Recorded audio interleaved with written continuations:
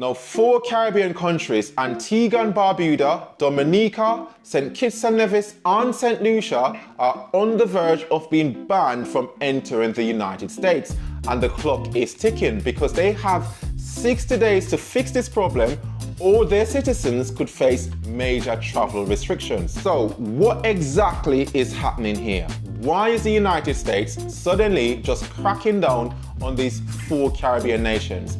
Let's break it down. So the United States State Department, they've placed these countries on what you call a watch list due to serious concerns over passport security and traveler data sharing. But here is where this gets more interesting, because a major factor is the controversial Citizenship by Investment Program, or CIP. Now, for those of you who don't know what this is, these countries basically allow wealthy foreigners to buy citizenship to access their passports.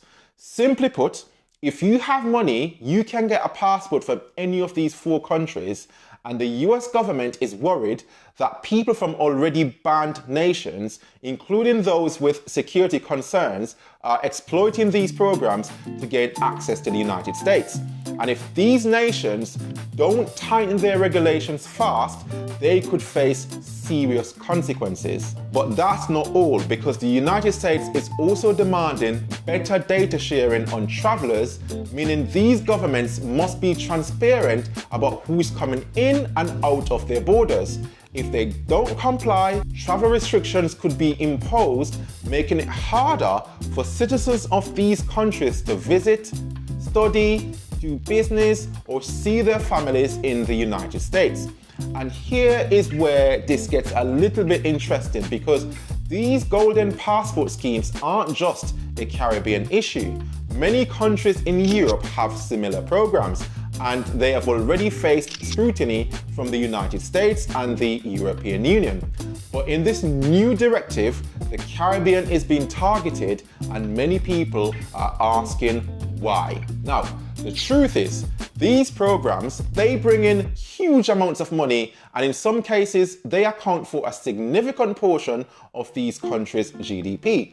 But critics argue that they just create loopholes for criminals, tax evaders, and even individuals linked to sanctioned countries. And there's evidence to back up these concerns, because in the past, individuals accused of money laundering and even fugitives have been caught using Caribbean passports.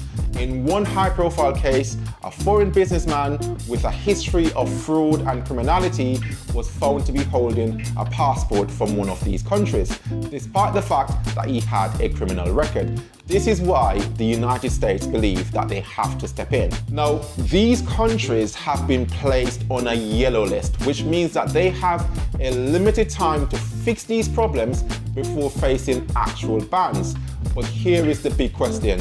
Will they comply?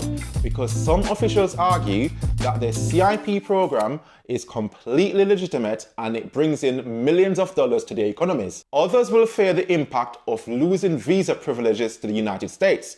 So will they bend to the US demands, or will they fight back? And let's not forget, this isn't just an empty threat from the United States, because the US is already acting. Because while these countries are being given time to comply, the US is already restricting visas for countries like Cuba, Venezuela, and many, many more. If these Caribbean nations do not act quickly, they could find themselves facing similar situations. Now, some experts argue that this is just another example of the US flexing its power using travel bans as a political tool. Others will say it's a necessary move to protect their national security. Let's talk about the people who are going to be most affected by this. It will be regular Caribbean citizens who have nothing to do with these investment programs. If restrictions are imposed, thousands of people from the likes of St. Kitts and Dominica and Saint Lucia will face visa denials, travel delays, and even family separations. And for many, the US is a key destination for work, education, and medical care. So what happens if this door is just suddenly slammed shut? Now, I have addressed the issue of citizenship by investment on this channel before, and I've even asked the question if Jamaica should be considering this. Now, seeing what has happened with these countries, I think many people will perhaps suggest that this is now a very bad idea, because we all know that there are only a few things that Jamaicans are more precious about than their US visas. So, what's next? Will these nations scramble to make the changes and satisfy the United States, or will they push back and defend their sovereignty? The 60-day deadline is ticking away, and this is a story that I'll be watching very closely. Now, I want to hear from you. Do you think the United States is justified in this crackdown, or is this just another case of a superpower bullying smaller nations? Drop your thoughts in the comments and let me know what you think. Let's keep that conversation going. And if you want more updates on global affairs that could actually affect you, make sure you subscribe to the channel, because you won't want to miss what's coming next. Make sure you give the video a like as well. I will see you on the next one.